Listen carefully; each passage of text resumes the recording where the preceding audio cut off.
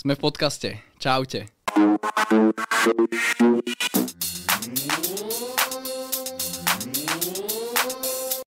Dneska sedí oproti mne človek, ktorého som sa ešte mimo záznam pýtal, že ako by si sa opísal jedným slovom. Takže to je aj úvodná otázka. Opísal by som sa ako veľký snílek. Veľký snílek. Toto bola pre mňa veľmi zaujímavá odpoveď a to som hovoril, že to bude dnešné intro. A sedí teda oproti mne môj dlhoročný kamarát, poznáme sa veľmi, veľmi dlho, ale v podstate sme nevedeli do nedávna o tom, že kto sa čomu a do akej miery venuje. A dnešný diel, keďže mňa akože zaujímajú financie, zaujímajú peniaze, tuto mám takisto takého majstra oproti sebe, ale jak sa hovorí, že trošku z iného rožku a dneska to bude aj o krypte, dneska to bude aj o biznise, by som povedal, z takého iného uhlu pohľadu. Čo by si nám teda povedal takto na úvod o krypte, prečo krypto? Takže ahojte. Prečo krypto? No, je to otázka, ktorú si pokladám každý deň, keď sa zobudím. Fantázia. Neviem, ale prečo krypto? Mňa zaujala celkovo tá myšlienka kryptomien, takže akože ja som bol úplne unesený tým, že keď som počul, že akú funkciu má Bitcoin a že sa tým dá platiť a že je to, že nedá sa vlastne odsledovať, kto ten Bitcoin vlastní, takže je to také, že banky o tom nevedia, takže som si úplne hovoril, že tak to je niečo, čo mňa zaujíma a čo mne dáva peniaze, lebo ja nie som veľký milovník bank. OK. No a takto postupne som sa dostal vlastne skrz všetky tie časti kryptomien a vlastne k ním som sa dostal aj k tým memecoinom, ktoré ty nazývaš shitcoiny, okay, ale ja si stále si stojím za vlastným názvom. K tomu sa dostaneme, Ale teda toto bola moja cesta a myslím si, že to bola dlhá cesta a teda dobre, ale veľa pádov. Čiže ty sa venuješ ako primárne obchodovaniu s kryptom? Ja sa venujem presne tak, obchodovaniu s kryptom. Chcel by som teda prejsť aj na akcie, lebo vidím v tom väčší zmysel. Keď v dnešnej dobe už viem, že čo mi to prinieslo, to krypto. Okay. A väčšinu času mi to prinieslo len ťažké rána, ťažké večery a veľa stresu, veľa nervov. No a potom si iba hovorím, že Nikolas, že ty si áno, že prečo si proste nedal radšej do akcií pred tými 2 rokmi, keď som to pozeral, že prečo si nevybral akcie a prečo toto bola tá vec, ktorá teba práve presvedčila, že toto budeš robiť. Hej, tak no, tak je to asi iné, keď človek má zainvestovaných 100 eur a keď má zainvestované nejaké väčšie peniaze, že áno, tak vidí asi aj na tej svojej psychike, že čo to robí s človekom. Niekedy to je veľký problém. A hlavne asi teraz, hej, že teraz v tomto momente, ako nahrávame podcast, tak včera sme sa dozvedeli, že Trump uvali 104% clá na Čínu a trhy idú, jak sa hovorí, že free fall smerom nadol a takisto aj kryptotrhy. Trhy idú rapidne dole. Ale nikto to vlastne nečakal. Hej? To treba povedať, že áno. Každý si myslel, že Trump príde a zrazu všetci budeme milionári, lebo on to všetko vypumpuje do nebies. Že a Bitcoin pôjde na milión. Nakoniec sa stalo presný opak a videl som to aj z tých ľudí, pretože Trump to prezentoval veľmi dobre podľa mňa a preto aj veľa ľudí bolo takých, že tak mal by som skúsiť to krypto. Ja som to videl aj na sebe, že mne sa veľa ľudí ozvalo ohľadne toho, že chcem investovať do krypta a nakoniec... Stále? Doteraz už nie. Ale 2 mesiace dozadu to ešte stále vyzeralo, že ten bullrun by mohol byť, ale keď už sa pozerám na situáciu na trhu teraz, tak neviem, čo by to mohlo zachrániť a ak Čína dá ešte väčšie tarify, tak potom teda neviem, či nedá 220%. Tak to pre istotu na Čínu, áno. OK, my ešte opäť mimo záznam sme sa tak trochu bavili o Ethere. Hej, že Ethereum teda, aby som povedal, je druhá najväčšia kryptomena, keby ste nevedeli. A Bitcoin, ty si mi povedal takú zaujímavú vec, že tento rok v podstate, hej, pri tom ako všetko masívne na trhoch rástlo, takže jedna jediná kryptomena, alebo dve si hovoril? No, Bitcoin spravil nové all-time high a XRPčko, ale to len trošku, akože preskočilo to 30% a Solana spravila, ale Ostatok nejako zamrzol. Hej, a že ostatné kryptomeny, akože napriek tomu, že tie trhy fakt signifikantne rástli, nie len akože krypto, ale aj akciové trhy a tak ďalej, tak iba tieto tri kryptomeny, v podstate z takých tých hlavných, hej, nehovoríme o nejakých mikrocoinoch, prekonali svoje historické maxima, že proste, že ako je to možné a takisto aj s tým Ethereum, že čo sa tam proste deje. No, je to vec, ktorú si neviem vysvetliť, že doposiaľ to bolo tak, že každý bullrun bol väčší a väčší a väčší. Okay. No a tento bullrun vyzeral tak, že má byť ešte väčší, hej, ale jediná tá kryptomena bola Bitcoin, ktorá reálne že spravila nové all-time high a preskočila to teda o 30 000, čo je dosť signifikantné, že si myslím. Je. Ale teda Ethereum v minulom bull markete 4300 eur a teraz 3600 maximum. 3600. A teraz dneska? Dneska 1333, akurát sa na to pozerám. Ostávajú mi len oči pre plač. si naložený v Etherej? Hej. Som. Koľko percent portfólia? Veľká väčšina. Veľká väčšina? Uh-huh. Hej? Uh-huh. To som nevedel, ja som myslel, že práve, že tam si nejako není až toľko. Teda vlastne ja to spravujem ako keby pre celú rodinu, hej? Okay. Takže, ale ja som napríklad Ethereum nekupoval, lebo mne to nedávalo veľký zmysel, lebo tá Solana je v každom bode lepšia, ale teda môj otec mi hovoril, že... Čiže vy aj spolu s otcom takto špekulujete. Áno, treba špekulovať. Treba vymýšľať, ako mať ešte viacej, vieš ako? Hej, bežní ľudia v nedeľu sa bavia o, niečom a my riešime, že či pôjde Ethereum hore alebo dole. No tak zatiaľ išlo iba dole, ale ja som ho teda... Ja som ho odováral od tohto veľmi, veľmi často. A aj som hovoril, že predaj to. Keď som si všimol, že nemá to až taký veľký potenciál, ako to mohlo mať. No a počul som vždycky, že ja tomu verím. Neviem, čo k tomu dodať. Čo k tomu dodať? Lebo teraz som mu povedal, že koľko stojí Ethereum a on sedel na stoličke, naklonil sa dozadu a chytil sa za hlavu, že preboha.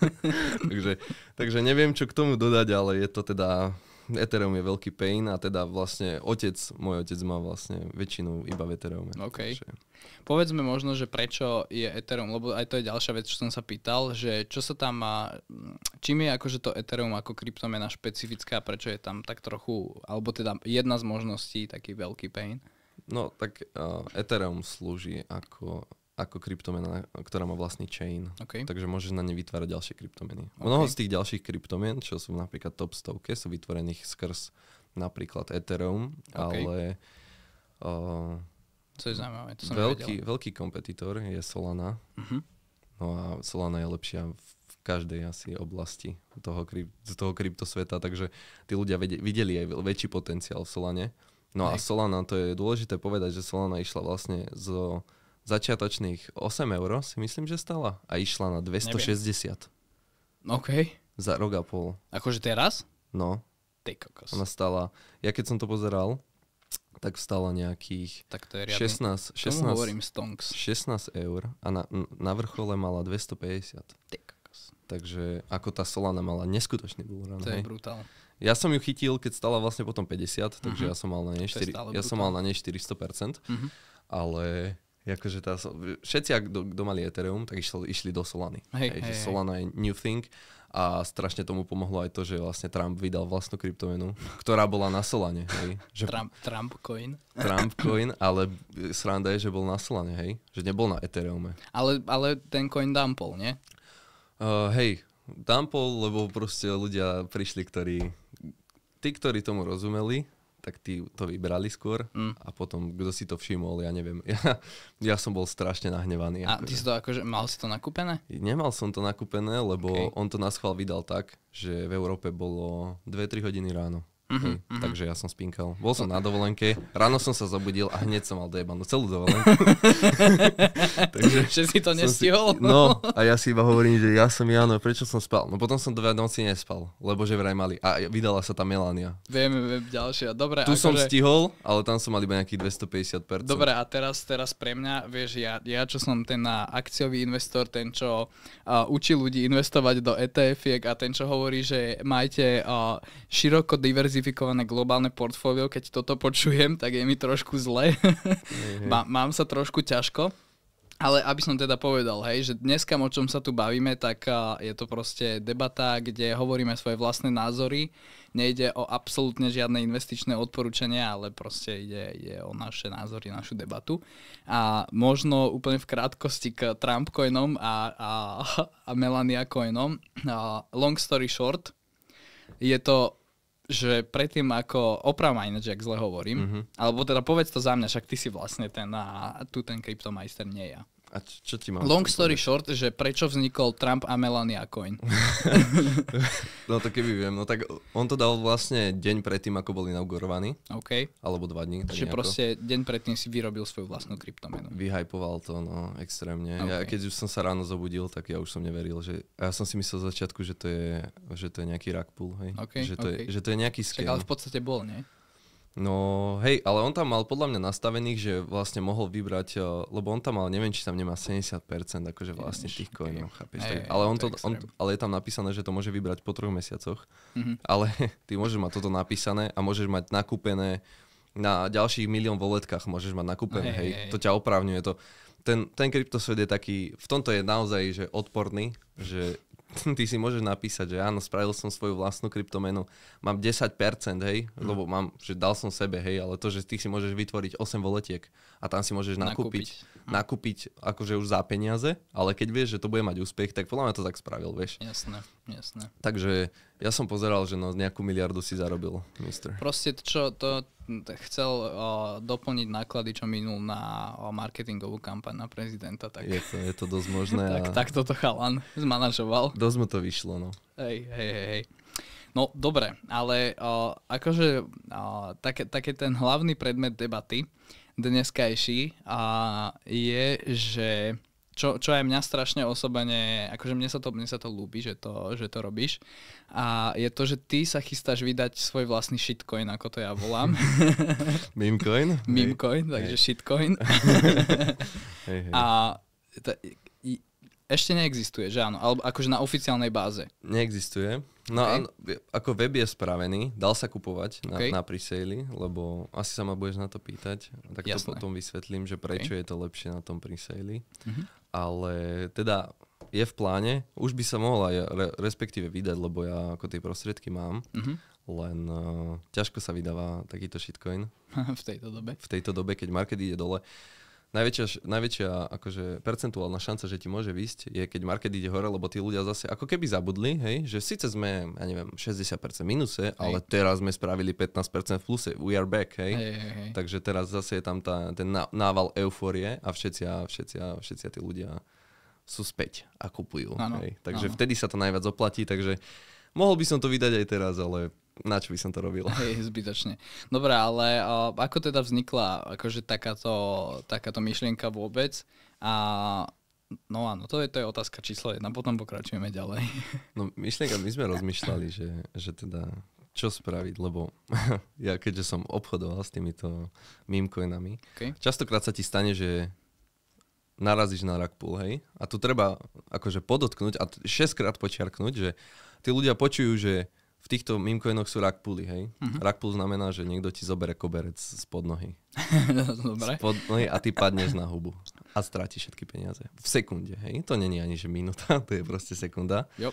A množstvo tých rug pullov, dá sa to spraviť rôznymi spôsobmi. Všetko je to legálne, to je ďalšia zaujímavá vec. Zatiaľ. A no, však ja neviem, no tak uvidíme, že aké budú mať múdra na to. Hej. Ale zatiaľ je to teda legálne, takže strašne veľa ľudí to robí a treba fakt počiarknúť 6-krát, že tých rug pullov je podľa mňa viacej ako reálnych memecoinov, čo sa vytvárajú, hej. Takže ja som strašne veľakrát padol na hubu týmto. Hej. Stalo sa mi, hej. Napríklad, taký príkladík dám, že 1200 za deň minus. Percent. 1200 eur. OK. Že si mal nejakú úplne špekulačný obchod, ktorý ťa vykúpal. Za 15 minút. Dobre, ináč, ale to som fakt rád, že to tu koniec koncov hovoríš aj tú druhú stránku. Jasné. Že nemusím tu byť len ja takým tým hejterom toho, že ty vlastne to povieš aj sám. Super. A hlavne ďalšia vec, čo si ľudia neuvedomujú, že ľudia sú strašne hamižní, ja som tiež, hej, niekedy, keď vidím tie gains, takže dal som zase 1200 eur a za 2 dní, že 4,5, hej. Že môžem vybrať, hej. Hovorím, že ale však vieš čo, že čo je veľmi pekné to pôjde na týchto... No, ja som si myslel, že to bude na 20. Hej. Ja keď som videl, aká je silná tá komunita, to je na tom krásne na tých meme-coinoch, že tá komunita je taká silná, vieš, že oni to hypujú, lebo každý coin, čo kúpiš, tak to je taká pyramidka, hej, kúpiš po mne, hej, si ako menej zarobíš, kúpiš predo mnou, viac si zarobíš, hej, takže taká úplne, no nie je to úplná pyramidka, ale chápeme sa. No a mal som teda 4,5 a už som rozmýšľal, že tak neviem, nevybrať to. A potom iba večer vidím príspevku na X-ku, že we are dealing with this FUD, akože fear a akože nestabilita niečo. Takže takto to zakryli a to otvorím a že minus 60%. Ty môj blázen, hej, že normálne zo 4,500 €, ktoré som mohol vybrať, za ktoré som si mohol kúpiť kopu veci, hej, že mohol som byť zase spokojný a mohol som sa na to teraz pozerať zase inak, na ten kryptosvet, lebo 4,500 je dosť, hej, na naše pomery, ale teda dopadlo to tak, že nakoniec som vybral 800. takže minus 30%. Hej, no, tak nevyšlo mi to, ale aj také sú proste tie obchody. Ľudia treba si to uvedomovať, že... Mne sa toto vždycky na tebe strašne ľúbilo, že my už prvýkrát, keď sme sa o týchto témach tak vyššie bavili, tak ty si bol taký proste, že no, že žak, je ako proste dejú sa dobré veci, dejú sa zlé veci, ako je to súčasť krypta, buď si ochotný to zvládnuť, alebo nie. A proste ty si taký, že tak dáme to 4,5, som vybral 800. No. Tak treba si uvedomiť, že strašne veľa ľudí chce byť milionármi z krypta, hej? Strašne veľa ľudí chce zarábať, ja neviem.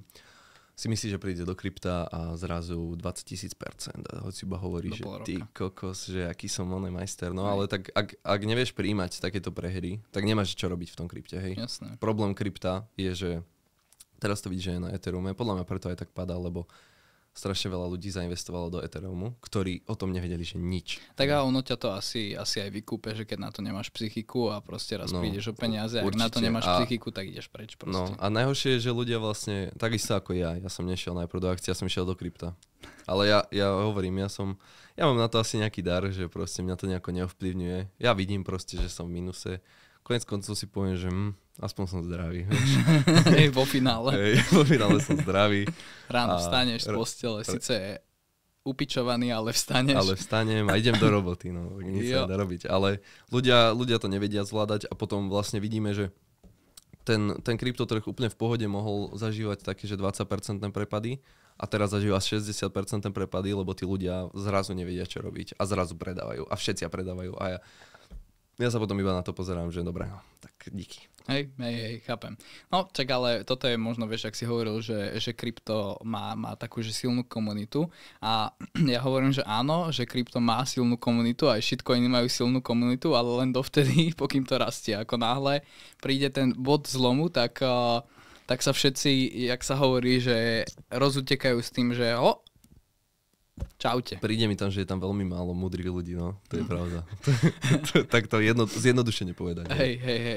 Tá väčšina, chápem. Proste stádovitosť. No dobre, ale úplne sme odbočili od tvojho shitcoinu, a.k.a. memecoinu. A jaká je teda myšlienka za tým? Že akože, ako to proste pre predstavu, že ako to celé vzniká. Proste ty musíš niečo naprogramovať, alebo dáš len niečomu názov, nejaké logo a proste pacneš to tam na burzu a že obchoduje sa, alebo neviem, vysvetli mi to. Ja fakt netuším a asi ani ostatní snať. No, je to veľmi jednoduché. Môžeš sa vybrať dvomi cestami. Buď to dáš ako pre-sale, keď nechceš využívať svoje vlastné finančné prostriedky, čože ja som nechcel s mojím kamarátom, lebo potrebuješ mať nejaké finančné prostriedky na marketing, hej. Jasné. Je taká stránka, sa volá, že Dex Screener.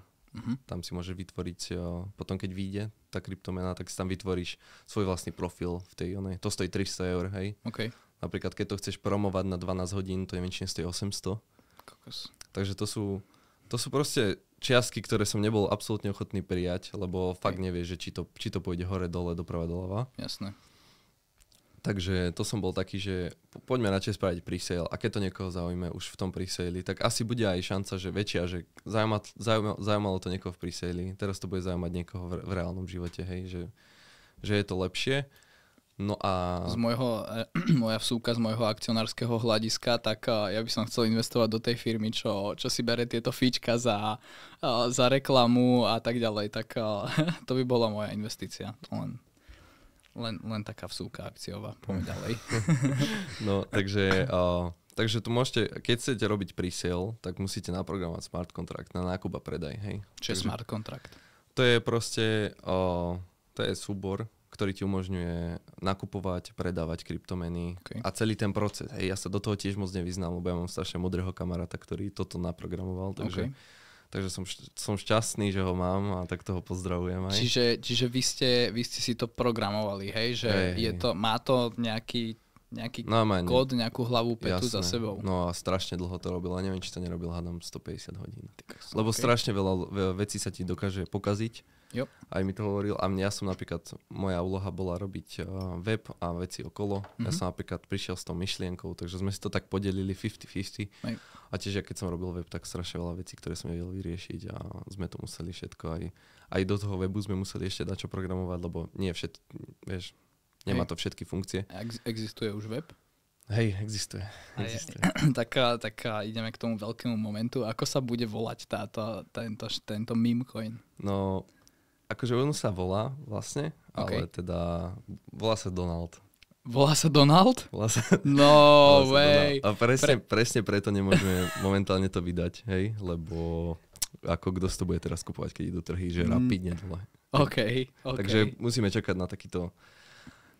Tak to som čakal, že to bude úplne nejaký vesmírny názov, proste random zhluk písmen, ako tie meme coiny zvyknú mať, ale že Donald, kámo, no neviem. No, uvidíme, akože, ale aby som sa vrátil k tomu, čo som hovoril, tak samozrejme, vôbec nemusíte ísť cestou, ako sme išli my, ak máte 2500 €, hej, v pohodičke zvládnete, vybudujete hneď. Minule som pozeral, do hodinky máte vytvorený meme coin, hej. Dáte tam oné, lebo sú na to stránky, hej, to každý, koho to bude viacej zaujímať, tak presne si pozrie, na YouTube si môžete otvoriť, že step by step guide how to rug pull, napríklad. Hej, tak to si niekto pozrie. Matrix pre mňa toto. No, tak to si niekto pozrie a potom je taký, že tak toto bude môj príjem doživotný, alebo ja neviem aký. Ale veľa ľudí to robí. Ale nakoniec vlastne najdôležitejšia je tá komunita, hej. Ak máte 20 000 ľudí, ktorí vám vypumpujú každú jednu kryptomenu, ktorú vydáte, a trvá to hodinu, a keď tí ľudia vedia, že vlastne nie je to rug pull, to bola tá myšlienka, ktorú sme my chceli priniesť, lebo toľkokrát už sme boli popálení, že povedali sme si, že tak spravme niečo, čo fakt rug pull není, hej. OK. A ako rozoznať, že je niečo rug pull od toho, že není niečo rug pull? No niekedy je to veľmi problematické, hlavne keď chceš chytiť také tie obrovské gains, hej? Že niečo vyjde a zrazu, ináč sranda je, že keď niečo vyjde, nejaký meme coin, tak ide hneď, on má 300-400% gains len v prvých 15 minútach, lebo nakupujú boti. Jo, OK. Čiže nenakupujú ani ľudia, to majú ľudia proste nastavené a proste skúšajú, hej? Že možno niečo vyletí, ale väčšinou to nevyletí, hej? Takže to sú boti. No, dobre. A prečo nebude váš meme coin na rug pull? No, lebo sme si dali iba 10% liquidity, aj sme to tam napísali a proste stal sa taký problém, že prečo sme to, lebo my sme to vlastne vydali asi mesiac dozadu a to je presne, povieš si, že už si na tom robil 200 hodín dokopy, 300 hodín, že všetko sme si naprogramovali, pre-sale išiel, vyzbierali sme, my sme chceli vyzbierať 40 Solana, čož je, to je také optimálne množstvo, aby aj niečo vyšlo aj na kavičku. Tak, to je koľko v eurách? Teraz je to 4000. To ste chceli vyzbierať, alebo to už ste vyzbierali? To sme chceli vyzbierať, ale vtedy bola Solana 150 €, takže to bolo nejakých 6. No, tak to bolo také optimálne, tu sme mali vlastne peniaze na všetky časti toho vytvorenia tej kryptomeny. No, to sa nepodarilo, vyzbierali sme za deň a čosi asi 3500, tak nejako. Hej? No. Tak to potom akože úplne legit, koniec koncov. Hej, ale tak to boli také, že vieš, že známi, ale viem, že, dobre, ale že kúpili aj takto pomimo, že som nepoznal. No a nakoniec sme to museli zabaliť, lebo vlastne to všetko funguje cez rôzne voletky, vieš, môžeš kupovať. A jedna z tých najznámejších je Phantom voletka. Okay. A Fantovoletka má takú ďalšiu spoločnosť, ak som tomu správne pochopil, sa volá, že Blowfish. A Blowfish nám napísal na web, že it might be a scam. A je to veľmi problematické potom, hej, takže ja som si s nimi písal maily. Čiže tu začal akoby, že prvý problém, hej? No tých problémov už tých problémov taký, že, ale veľa. Taký, že seriózny, že to môže ohroziť celý ten projekt. Hej. No, takže to bolo také, že už sme to konečne rozbehli a reálne sme marketovali asi deň a pol. Okay. A podľa mňa to zistili nejako z Twitteru, lebo som tam dával nejaké linky. Takže it might be a scam. A najhoršie je to, že vlastne mohol si to kúpiť a vybehlo ti na tom, vieš, také červené okienko, že it might be a scam a oni, že continue, si musel kliknúť. Hej. A potom sa ťa spýtali, are you sure you want to continue? A ty, že áno. A potom ešte raz. A ja, že you can use all your money. Vieš, takže to ťažko, ako nikto by si to nekúpil, kto nás nepozná. Hej. Takže ja som si s nimi začal písať maily. A všetky informácie sme im poskytli, fakt, že úplne všetko, dali sme im smart contract, všetko vyzeralo, že fajn, že mali by to potvrdiť. A nakoniec sa to nepodarilo, lebo nám povedali, že máme si nájsť nejakého developera, ktorý vytvára tieto kryptomeny, ktorý sa za nás zaručí. Čiže im sa to nechcelo pozerať ten smart contract, lebo by ti to mohlo trvať aj deň, dva. Keby si prečal, akože ten smart contract je v preklade ten kód, hej, áno, okay. To je ten kód. Takže oni by to museli ručne pozerať. No, komu sa to chce deň, dva pozerať, hej, keď proste každý ten programátor inak píše, takže to ešte by si musel sa nejako zhovadiť, že čo vlastne čo znamená. A v tom kóde je teda niečo špecifické, že čo tá kryptomena mala robiť? No jasné, akože my sme mali iba naprogramovaný nákup predaj, hej, lebo ono to není vlastne problém, lebo tých rug poolov je XY, hej, čiže není problém, keď tie rug pooly idú cez ich smart contract. Aha, okay. Ale to už musia byť ako keby vonku, vieš, toto bolo pre-sale, čiže vlastne to nebolo vonku, čiže to bol náš naprogramovaný. Takže s tým mali veľký problém. A nechcel sa mi to pozerať, takže chceli, vieš, a kde ja zoženiem nejakého developera. Jasné. Akože poviem mu, že a čo ešte zadarmo, nech to pozrie, určite. A preto celkom ma to zabáva, lebo fakt sme chceli konečne dať niečo trhu, vieš, že nech si to zaslúžia tí ľudia, ktorí proste každý deň sú in the trenches, vieš, každý deň a každý deň proste sú tam ľudia, ktorí prídu o 10 000 eur, hej. To nie sú to nie je mojich 1000, hej, 10 000 eur. A konečne sme ich dali a chcel som vybudovať komunitu. Hlavne na svojom Twitterovom a potom by som tam chcel riešiť financie. To bol teda taký môj plán. No a zatiaľ sa to vlastne nikam nepohlo. A budeme to musieť spraviť vlastne potom, keď trhy budú lepšie, tak to spravíme určite s tými prostriedkami, čo máme, tak to spravíme, vydáme to a uvidíme, že kam to pôjde, ale... Takže no toto je, že výstup z tohto celého je teda, že dá sa to vydať, ale s tým, že tam budú chodiť akože tie disclaimery. Jasné. No akože tam je iba problém v tej kúpe, vieš? Ja nemám problém potom to vydať, lebo tá kúpa vlastne slúži na to, že ty ako keby nám pošleš Solanu a my ti za to pošleme tú našu kryptomenu, vieš? Hej. A to teraz beží, hej, pre-sale? Jasné. Aha, okej. To teraz beží. A vy ste tí, kto rozhodnú, že kedy to pôjde von? Hej. Čiže vy to môžete proste dať von v kľude za, ja neviem, za 2 roky? Hej, aj zajtra. Aj zajtra. No. Že to už, a ten celkový ten... Akože... Ale oni to teda schvália na tej burze, ak správne hovorím, Fantom je burza? Fantom je voletka a jasné, oni s tým potom už nemajú problém. Hej, keď je to out, tak proste tam je milión rug poolov, ktoré sa dajú kúpiť a predať. Takže problém je len s tým príselom. Hej. Ale tým pádom to ale nezablokovali úplne, hej?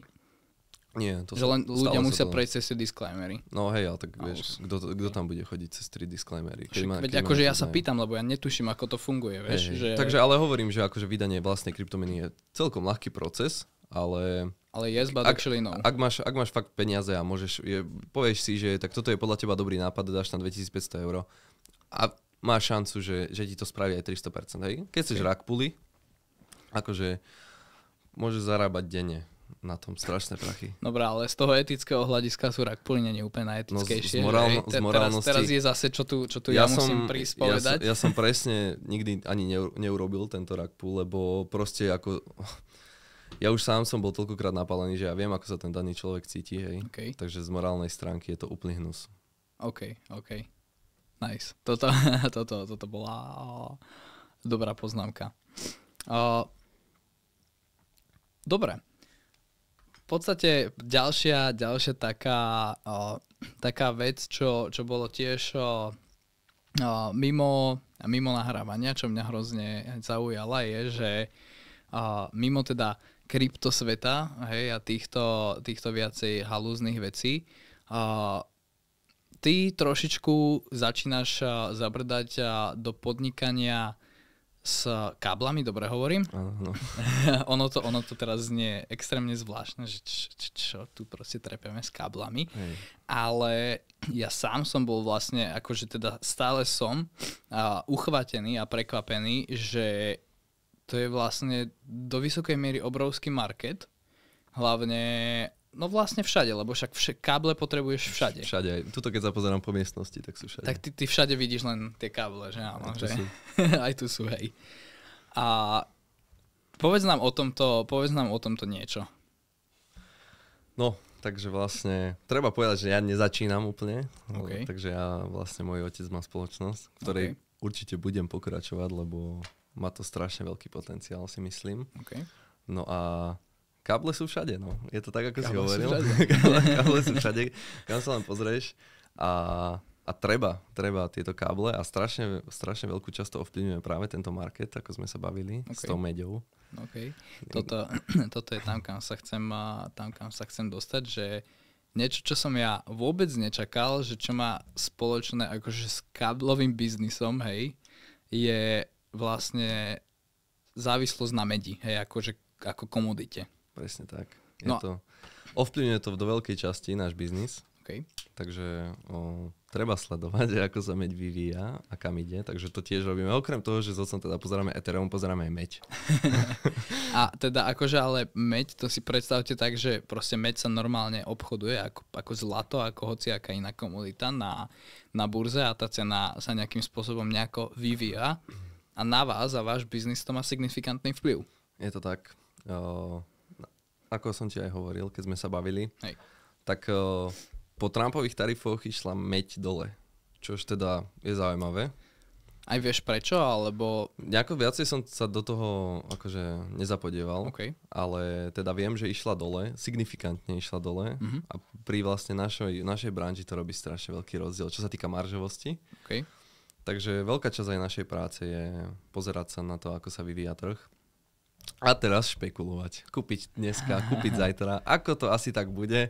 Ako sa nejaké hviezdy alignujú, aby sme z toho mali čo najväčšiu maržu a potom vlastne, aby sme mali aj nejakú konkurenčnú výhodu, lebo tam je dôležité povedať, že vlastne my si môžeme kúpiť meď za tú istú cenu na 3 mesiace, 4 mesiace dopredu a potom vlastne iba sledovať, že ako sa tam meď vyvíja. A keď ju kúpime za dobrú cenu, tak máme hneď väčšiu maržu a hneď väčšie zisky a tie zisky sú niekedy aj 10-100 tisícové, chápeš? OK, jasné. Čiže no toto bolo, že aj čo som sa pýtal, že vlastne ja teda viem, že obrovské korporácie, ktoré sú závislé na nejakej komodite, tak častokrát riešia rôzne opcie, sa tomu hovorí, hej, že si vopred fixujú jednoducho cenu tej komodity už bez ohľadu na to, či povedzme, že že si rok dopredu fixnem proste cenu medi, tak bez ohľadu na to, že či keď prejde ten rok, tak v ten daný deň, keď ju budem odoberať, bude tá cena vyššia alebo nižšie, tak ja mám skrátka tú cenu fixnutú. A Nikolás mi teda hovoril, že to je síce pekné a že je síce aj pekné to, že teraz meď klesá, hej, a že proste čo si normálny človek v hlave povie, je, že však idem nakúpiť veľa medí, ale no povedz zase ty, že yes, but actually no, že prečo actually no. Jasné. No tak my si jasné, máme tam nejaké veci, že na presné množstvo medí si fixneme túto cenu, hej? Okay. Dobre, takže potom cena medí môže ísť hore, tak ďalej nenakupujeme, lebo nám to stačí. Väčšinou nakupujeme med teda vlastne 3 mesiace, 4 mesiace dopredu. Musela byť strašne dobrá cena, aby sme nakúpili viacej, lebo je to taký risk, nikdy nevieš, že kam sa ten trh bude vyvíjať, ale čo som chcel povedať?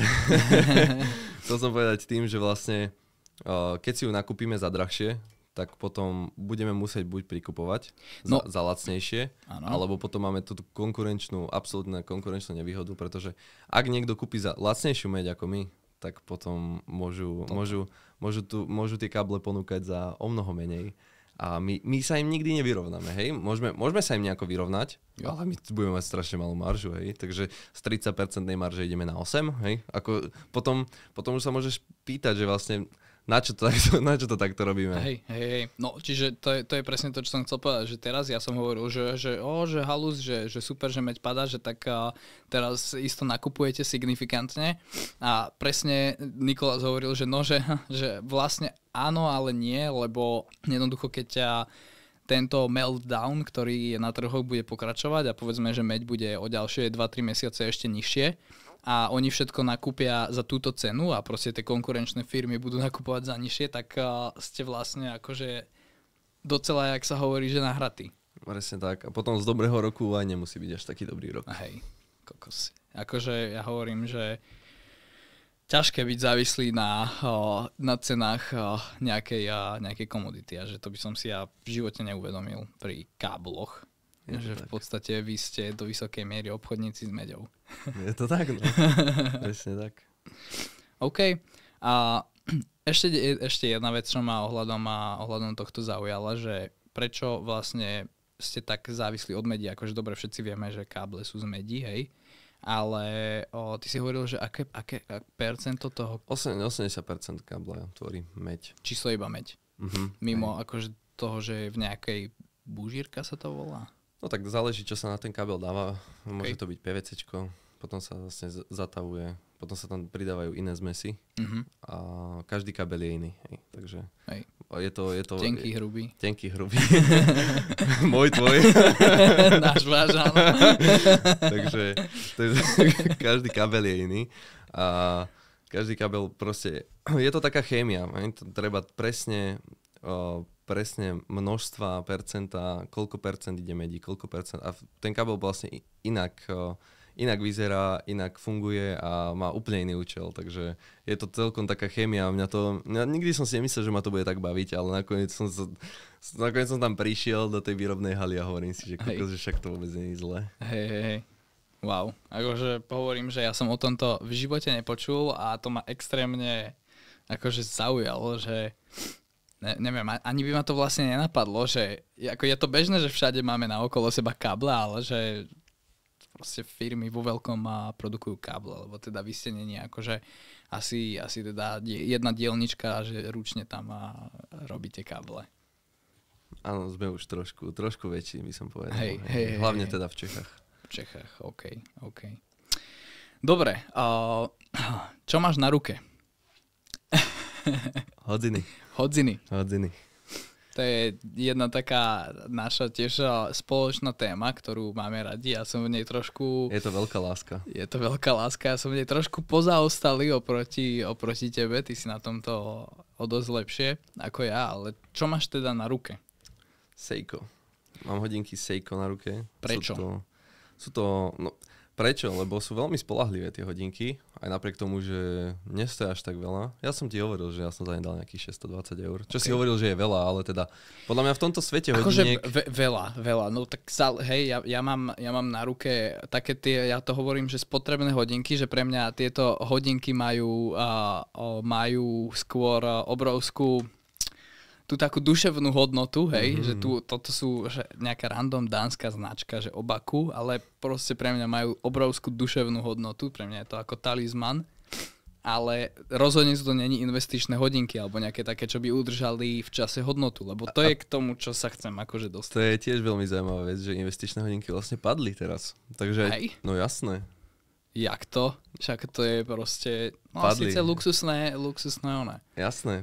A ja som teraz pozeral, že celkom signifikantne, niektoré teda vlastne, nie každý kúsok, jasné, ale Audemars Piguet. No okej. Dosť, akože niektoré tie jeho kúsky padli moja obľúbená značka. Aj o 30% momentálne. Takže teraz sú také, že sejly, čo sa týka hodiniek. Čiže tiež zaujímavé, že aj toto ovplyvňuje. Tieto trhy naše tiež ovplyvňujú cenu napríklad do hodiniek. Hej. Tak lebo ako ono to zase z toho teoretického hľadiska aj, že ľudia, keď proste nemajú peniaze, ide nejaká neistota, kríza, tak prvé, čo prestanú kupovať, sú luxusné tovary, hej, a toto je presne akože jasné, to. ono to je racionálne, vieš, ale kedy si nad tým pozastavil, že teraz možno bude recesia, tak hodinky pôjdu dole. No však, hej, nepovedal by si to, že to je také, presne. To je také jedno s druhým. No ale že... niekto pozerá na Facebooku napríklad auta a ja pozerám hodinky. Hej. No tak a čo je tvoj vysnený kúsok do zbierky? No, strašne mám rád Datejusty. OK, to sú Rolexky. Rolexky Datejusty, OK. ale trošku starší model. Lebo tento nový, čo som pozeral, tak ten sa mi až tak nepáči, ale ten starší je pekný, ale aj ten nový Land Dweller. Je veľmi pekný, ja som ho pozeral, aj dneska som si ho konfiguroval. 65 000 sa mi zdá, že stojí. Hej, 65 000, to je ináč nový model od Rolexu. Hej. A ja hovorím, aj teda konsenzus hovorí, ale Nikolás ma za toto tak trošku zhejtoval. Že oni vyzerajú jak Tisoty a BRX a ja ich volám, že prksky, ale keď si rozkliknete tie hodinky, tak to sú ináč tiež hodinky, myslím, že za nejakých 600 €. Hej, automatiky som pozeral, že teraz trošku drahšie, na nejakých 750-800 €. Hej, že to je taká tá akože nízka trieda a oni sú také iné proste. Ale už by som povedal, že tie Tisoty už sú taký, že lepší brand. No, není to obaku. Áno, ale tak stále, vieš, akože, že si v tej strednej triede oproti tým ultra luxusným. No a že to vyzerá ako mix týchto Tisotov, Audemars Piguet Royal Oak, a Datejustov. Hej. A ty si ma úplne že zhejtil, že kámo, že to vôbec, že to si všetci toto vy tu myslíte a všetci to hovoríte, ale že realita je taká, ja som si to aj overoval, že história akože toho modelu je vlastne, že Rolex, neviem, jak sa volal ten prvý model. Oyster Quartz boli vlastne ešte pred týmito Tissotmi. Rok pred nimi. Hej, no, rok. Takže Tissot zase trošku pozrel sa na niečo zobral, niečo si nehal. Hej. A teraz veľa ľudí hovorilo, že Ježiš, Tissot PRX, lebo sú jednoznačne PRX-ka sú akože známejšie v tomto svete. Už áno. Ale... Je to také, že... Ale... Stále sú to také... Ja by som najradšej odpovedal každému tomu komentu, že nemáš pravdu. Nemám na to priestor, žiaľ, ale... Že študuj. Rád by som ich povzdelal aj v tomto kontexte. Hej. Páčia sa ti Richard Millery? Ani nie. Ani mne. Je to také, neviem. Na mňa sú to moc veľké hodinky. Ja mám rád tie 41 mm max. Hej, potom, čo je väčšie, tak to vyzerá podľa mňa hrozne na tej ruke. A akože vraj sú kvalitné, ale tak ako tie hodinky stoja 500 000, hej. Takže a vyššie. To by som nikdy nedal za hodinky. Ale tých 16,5, kebyže mám, tak tie Datejusty asi kúpim. OK.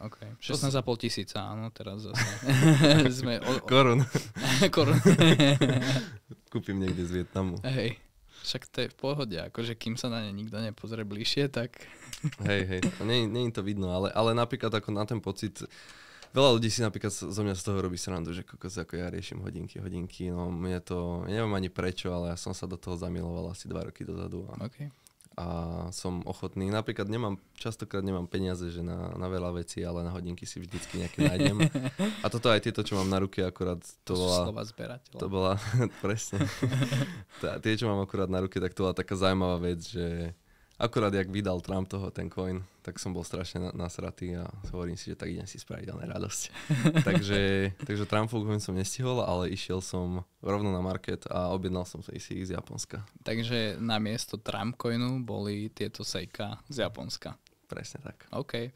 Ale to bolo ináč ešte, že ty si hovoril, že kupovať hodinky z Japonska, dobre, Seiko je japonská značka, hej, takže to má asi, dáva to zmysel, logiku, že tam sú teda lacnejšie.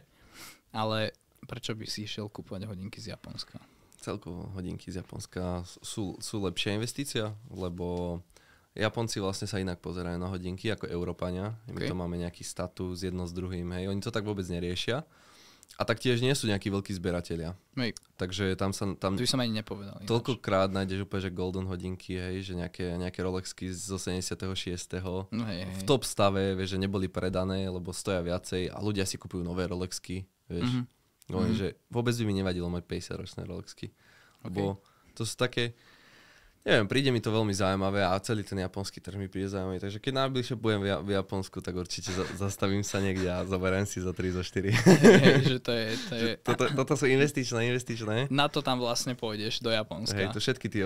Na low hodiniek. Všetky tie straty z krypta vykryjem novými hodinami. Aspoň psychologicky. keď už nič. Hej, presne. Dobre. Je ešte niečo, čo sme nepovedali? Či už krypto, alebo niečo podobne? Je nejaká posledná myšlienka, ktorú by si chcel zanechať? Určite je. Tak daj. Držte sa od krypta preč. A poprosím vás všetkých, kto budete chcieť investovať do krypta, tak akcie sú cesta. Myslím, že nemám žiaden ďalší koment. Čaute. Čaute.